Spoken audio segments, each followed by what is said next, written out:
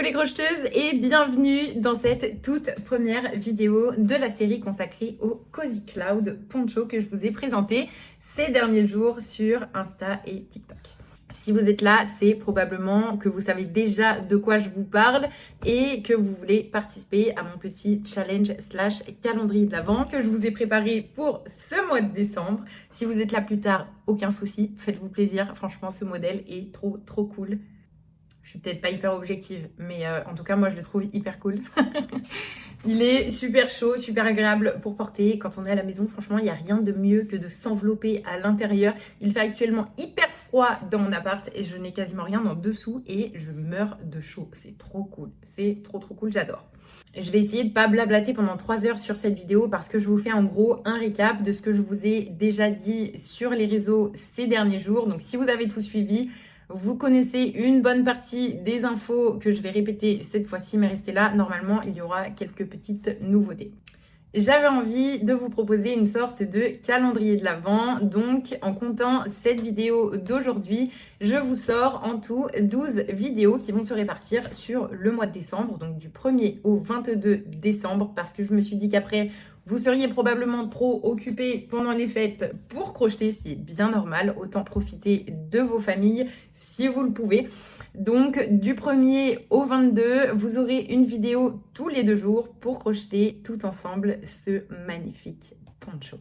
Il est temps de vous dévoiler le contenu de ces vidéos. Donc on a la première, la vidéo d'aujourd'hui, dans laquelle je vous récapitule un petit peu toutes les infos pratiques, le matériel nécessaire, etc. Ensuite, on aura 3 vidéos en ce qui concerne les carrés qu'on retrouve au bas de notre poncho. Donc ça, ce sera les 3 prochaines vidéos. La 4e, ce sera l'assemblage de ces carrés pour former des bandes.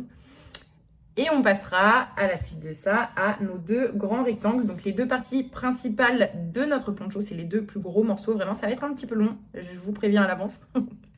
Et du coup, pour nos rectangles, j'ai divisé ça en 3 vidéos différentes puisque c'est, comme je vous l'ai dit, un petit peu long. Une fois qu'on a fait nos 3 rectangles, on passera à l'assemblage de nos bandes de carrés à nos rectangles, ainsi qu'à nos 2 rectangles entre eux pour former vraiment le gros du poncho, donc le corps du poncho, c'est vraiment la grosse partie principale.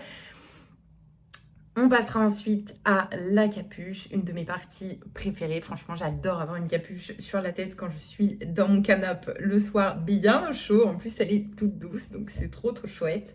Et une fois que c'est fait, on pourra se mettre sur les bordures. Et pour la toute dernière vidéo, je vous ai préparé quelques petites options de personnalisation. Je vous laisserai les découvrir à ce moment-là. On va laisser un peu de suspense quand même, c'est beaucoup plus rigolo.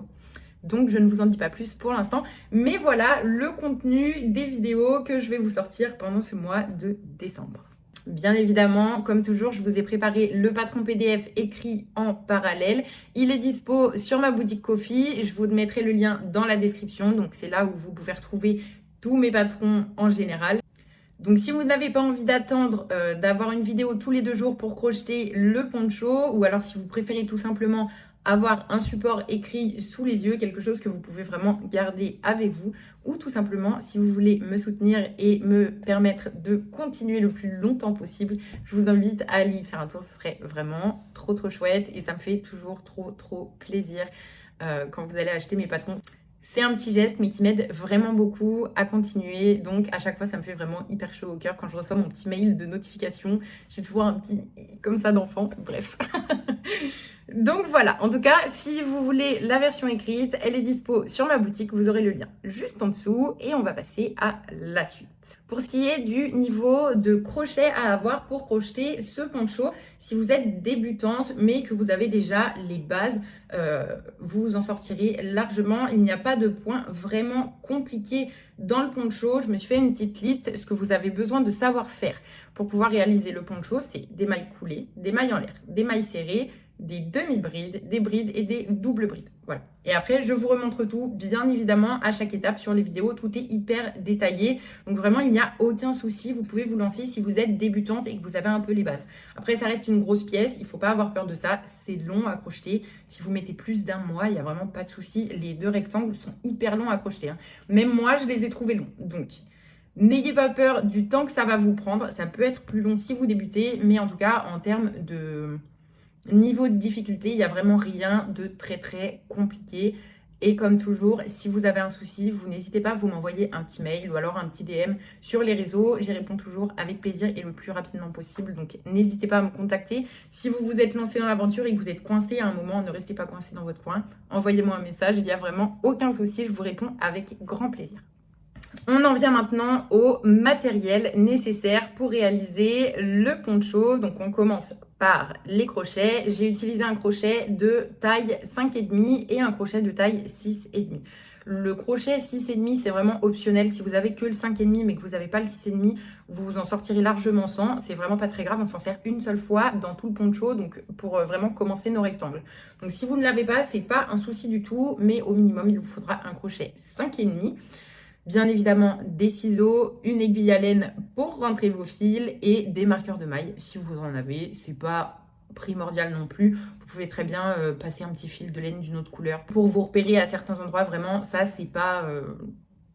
ça, vraiment, si vous n'en avez pas, c'est pas très très grave. Mais ça peut servir. Et enfin, on passe au meilleur, les pelotes que j'ai utilisées. J'ai utilisé 3 pelotes, vous l'avez probablement vu sur les réseaux, qui viennent de chez Lydia Crochet Tricot. C'est une petite collaboration avec eux. Ils m'ont envoyé le fil pour que je puisse réaliser ce poncho pour vous. Donc je suis trop contente. Merci beaucoup à eux. Vraiment, ça m'a fait tellement plaisir. C'est la première fois que je fais quelque chose comme ça. Et c'est trop chouette. Trop chouette de pouvoir faire ça pas toute seule. Franchement, de voir que quelqu'un d'autre, que ce projet plaisait autant à quelqu'un d'autre qu'à moi. Donc vraiment, je les remercie vraiment beaucoup. Je vous conseille d'utiliser ces fils-là, pas forcément parce que c'est une collaboration, tout simplement parce que vraiment, ils sont géniaux. Je n'avais jamais testé leur boutique avant et je suis hyper contente. Je pense que je vais recommander très vite. Les prix sont vraiment top pour la qualité. Vraiment, il n'y a rien à redire. La douceur est incroyable. Quand je vous dis incroyable, j'ai ouvert le colis. Bon, je pense que si vous avez vu mon haul, vous avez vu ma tête. C'est trop doux. C'est génial. Je suis trop fan. Et bien évidemment, comme j'ai créé le modèle à partir de ces fils, c'est ce qui sera le plus adapté. Mais si vous voulez choisir d'autres fils de taille similaire, il n'y a aucun souci. Je vous donne tous les détails maintenant. La première pelote, je vous la mets là. C'est donc la pelote bohème. Donc mon coloris principal, c'est ce blanc là.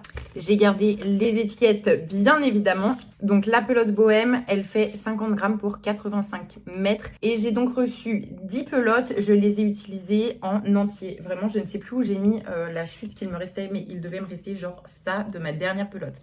Donc si vous voulez ne pas avoir de soucis, être un petit peu large, etc., je vous conseille d'en prendre 11. Il vaut mieux payer une pelote de plus plutôt que de payer les frais de port 2 fois. C'est un petit peu bête. Je vous conseille d'en prendre une 11e au cas où vous n'ayez pas exactement la même tension que moi, au cas où vous laissiez des fins plus longues quand vous coupez vos fils, etc. Donc, celle-ci pour la première, la pelote bohème, je vous conseille très fortement d'en prendre 11. La deuxième que je vous mets ici aussi, c'est la pelote Cozy, ce magnifique lilas qui est vraiment dingue, trop beau, hyper agréable à crocheter, hyper doux, vraiment je suis fan de ouf. Ici on a donc 110 mètres pour 50 grammes et j'ai utilisé 4 pelotes et demie. 4 pelotes et demie. Donc prenez-en 5, il vous en restera un petit morceau, mais il vaut mieux en avoir un petit peu plus, encore une fois, que de ne pas en avoir assez. Et enfin, la dernière, c'est la pelote The Queen, que je trouve vraiment trop belle aussi, avec les reflets irisés. Vous avez peut-être déjà vos fils au moment où je vous parle, mais ces pelotes-là sont ouf aussi, elles sont toutes trop belles. Elles sont vraiment toutes super belles, super agréables. Enfin franchement, j'étais vraiment très agréablement surprise. J'aime beaucoup aussi. Et ici, j'en ai utilisé 6, mais c'est pareil, à la fin de ma 6e, j'étais vraiment pile poil. Donc, si vous voulez être sûr, je vous conseille d'en prendre 7. Comme ça, c'est pareil, vous êtes un peu large, pas besoin de repayer les frais de port. Après, si vous avez envie de prendre le risque de prendre que 10 bohèmes et 6 The Queen, bien évidemment, vous pourrez en recommander une de chaque après. Ça, c'est vous qui voyez. Mais voilà pour les quantités que j'ai utilisées. Je vous remets tout à l'écrit juste ici. Et je tape une pause. Je ne sais pas combien de temps je vais laisser tout ça écrit. Mais voilà. les quantités exactes de fils que j'ai utilisées pour ce projet.